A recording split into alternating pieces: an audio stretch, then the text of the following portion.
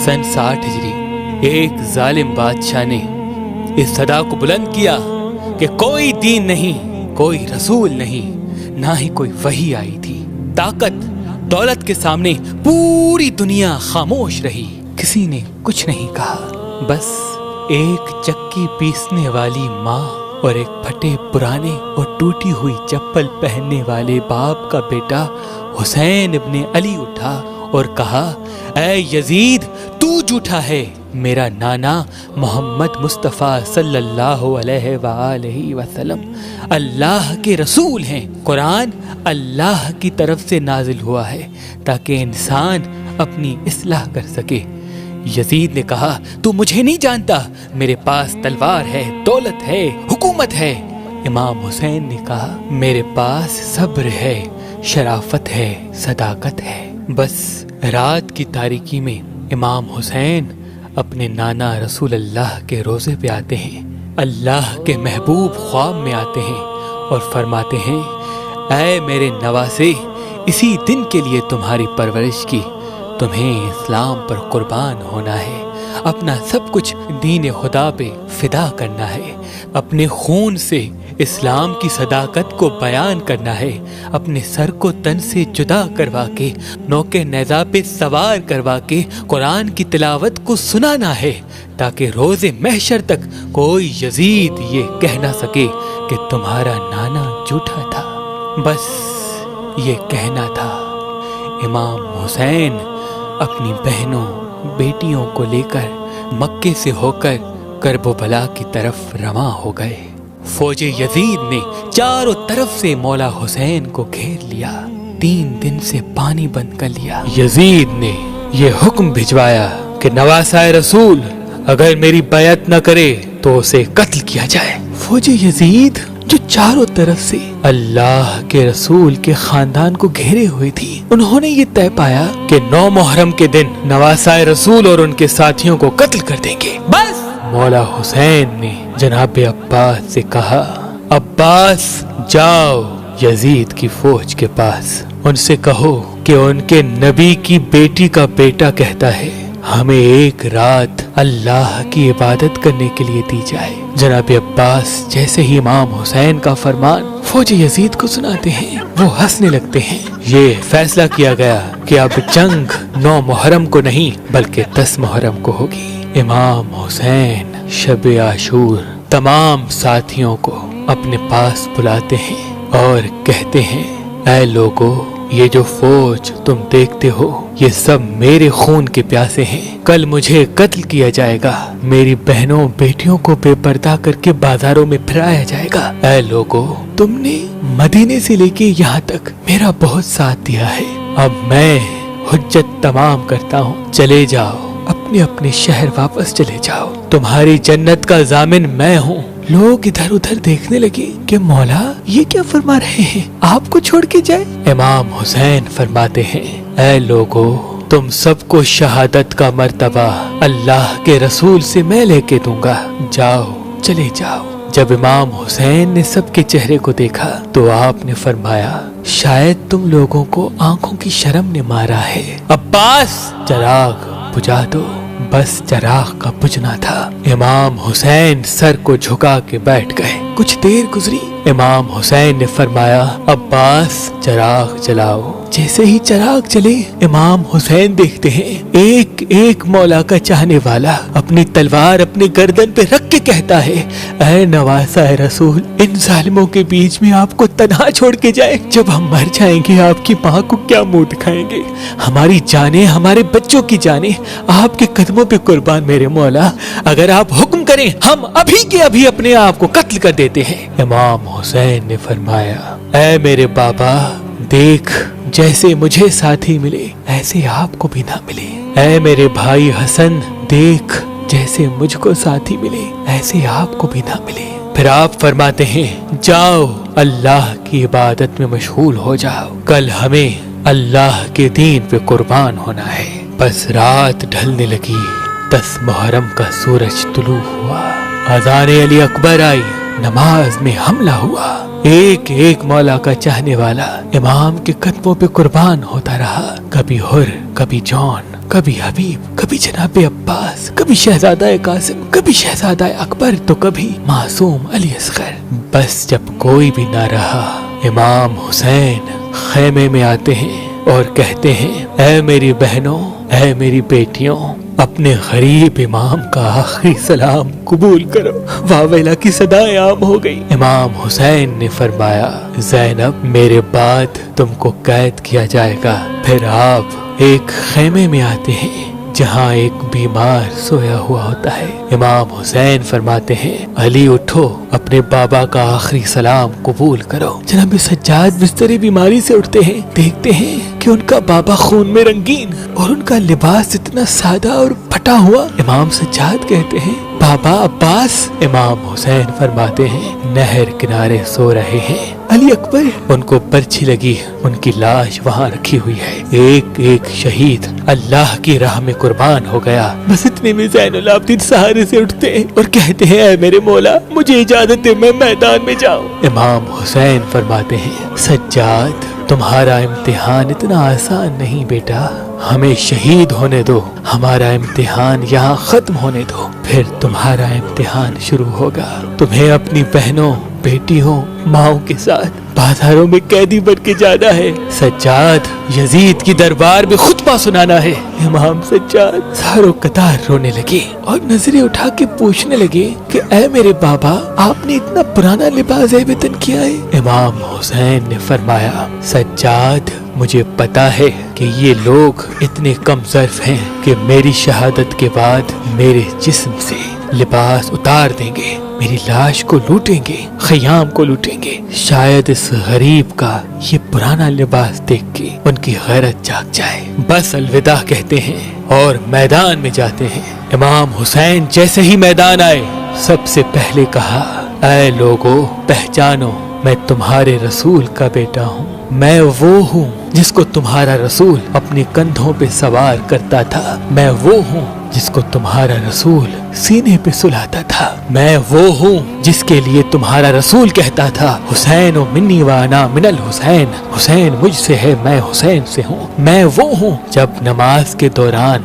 मैं रसूल अल्लाह की पुश्त पे आता था तो तुम्हारा रसूल मेरे एहतराम के लिए अपने सजदे को तूल देता था कि ऐसा ना हो कि रसूल अल्लाह सजदे से उठे और मुझे तकलीफ आ जाए।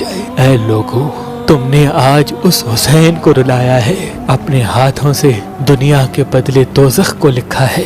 बताओ मेरा क्या गुनाह है? बताओ क्या मैंने किसी इंसान का हक गस्ब किया है? बताओ क्या मैंने कोई नमाज कज़ा की है? बताओ मैंने क्या जुर्म किया है? लोग कहने लगे कि तुम्हें इसलिए नहीं मार रहे कि तुम्हारा कोई कसूर है, तुम्हें इसलिए मार रहे हैं कि तुम अली के बेटे हो। इमाम हुसैन फरमाते हैं, ऐ लोगों, वो अली जो इस्लाम का मुहाफिज था, आज उस अली को ये सिला दे रहे हो कि उसकी औलाद को इस बयाबान में कत्ल कर रहे हो। बस इतने में शिम्र कहने लगा कि हुसैन की बातें न सुनो, बस हमला कर दो।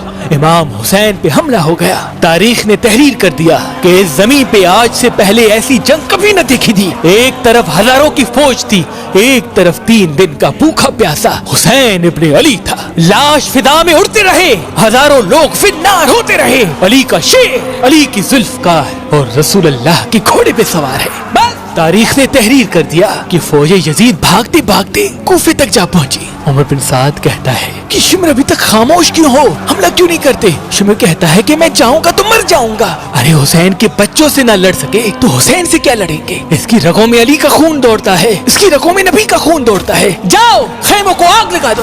बस शिम्र खेमों को आग लगाता है और उमर बिन साद कहता है, और मिला हुसैन पे तीर चलाओ। बस हजारों की फौज ने इमाम हुसैन पे तीर चलाना शुरू कर दिए और वहाँ खयाम को आग लगना शुरू हो गई। इमाम हुसैन कभी फौज की तरफ जाते हैं और कभी खयाम की तरफ जाते हैं। इतने में उमर बिन साद कहता है, जिसके पास जो जो चीज है वो फेंक के मारे। किसी ने नेजा मारा, किसी ने तलवार फेंक के मारी, कोई तीर मारता रहा, कोई पत्थर मारता रहा। जिसके पास मारने के लिए कुछ न था वो करबला की गर्म मट्टी उठा के हुसैन की तरफ फेंकता रहा। बस इतने में आवाज आती है, हुसैन हुसैन। تو کامیاب ہو گیا۔ امام حسین نے جیسے ہی یہ صدا سنی، رزن پہ قضائے ہی و تسلیمن لے امرے ہی پڑھا اور ذوالفقار کو نیام میں رکھ دیا۔ وہ پتھر، وہ نیزے، وہ بھالے، وہ تیر، وہ کربلا کی گرم مٹی امام حسین کے جسم پہ لگتی رہی۔ امام حسین گھوڑے کی زین سے زمین پہ، امام حسین کے جسم پہ اتنے تیر تھے کہ رسول اللہ کا نواسا نہ زین پہ تھا نہ زمین پہ تھا، بس تیروں کے آسمان پہ تھا۔ اتنے میں عمر بن سعد نے کہا حسین گر گیا، جاؤ جاؤ حسین کا سر قلم کرو تاکہ یہ خبر ہم یزید تک فوراً پہنچ جائے، ہمیں انعام ملے۔ جو قریب جاتا ہے امام حسین کی آنکھوں میں رسول اللہ کا چہرہ نظر آتا ہے، وہ روتا ہوا واپس آ جاتا ہے۔ اتنے میں شمر کہتا ہے یہ کام مجھ سے ہی ہوگا، خنجر دو۔ خنجر لے کے امام حسین کے قریب جاتا ہے، امام حسین کا سر سجدے میں، شمر آ کے امام حسین کی گردن پہ خنجر رکھتا ہے اور چلانے لگتا ہے۔ شمر دیکھی کہ امام حسین کچھ پڑھ رہے ہیں، وہ ہنس ہنس کے سوچنے لگا شاید حسین پچھتا رہے ہیں، قریب آ کے سنو تو کیا کہتے ہیں، پھر جا کے یزید کو بتاؤں گا۔ جیسے ہی کان قریب کر کے سننے لگا، امام حسین فرماتے ہیں اے اللہ قبول کرنا، اس تیرے حسین نے تیرے دین کے لیے سب کچھ قربان کر دیا۔ اے اللہ گواہ رہنا، اس تیرے نبی کے نواسے نے تیرے دین کے لیے سب کچھ فدا کر دیا۔ اللہ کا شکر کر رہے ہیں، اللہ کی حمد و ثنا کر رہے ہیں۔ اتنے میں امام حسین نے آنکھیں کھولی اور شمر سے کہا اے بدبخت، کیا تجھے پتا نہیں میں کون ہوں؟ شمر نے کہا ہاں مجھے پتا ہے، تو رسول اللہ کا نواسا ہے، علی کا بیٹا ہے، فاطمہ کا بیٹا ہے۔ امام حسین نے کہا تم پھر بھی مجھے قتل کر رہے ہو۔ شمر نے کہا تمہیں قتل کرنے سے مجھے سونا ملے گا، حکومت ملے گی۔ امام حسین نے فرمایا میں جنت کا سردار ہوں، کیا تمہیں اپنے جنت کی فکر نہیں؟ شمر ہنستا رہا اور امام حسین کے پاک گلے پہ خنجر چلانے لگا۔ امام حسین اللہ کا ذکر کرتے رہے اور یوں نواسا رسول کا سر تن سے جدا ہو گیا۔ بس امام حسین کا سر کٹنا تھا۔ فوج یزید میں خوشی کا ماحول برپا ہو گیا، سب جھومنے لگے، ناچنے لگے۔ عمر بن سعد نے کہا کہ لوٹو، اہل بیت کے خیموں کو لوٹ لو۔ بس فوج خیموں کی طرف بڑھتی ہے، بیویوں نے ماتم کرنا شروع کر دیا۔ فوج یزید ایک ایک چیز کو لوٹنا شروع کرتے ہیں۔ اتنے میں شمر دیکھے ایک 4 سال کی بچی میدان میں بابا بابا کر رہی ہے۔ شمر قریب گیا، اس بچی نے سوچا شاید میں یتیم ہو گئی ہوں، میرے سر پہ ہاتھ رکھے گا۔ شمر نے دیکھا اس بچی کے کانوں میں بالیاں پہنی ہوئی ہیں، اس نے بالیوں کو پکڑا اور زور سے کھینچ کے نکال دیا۔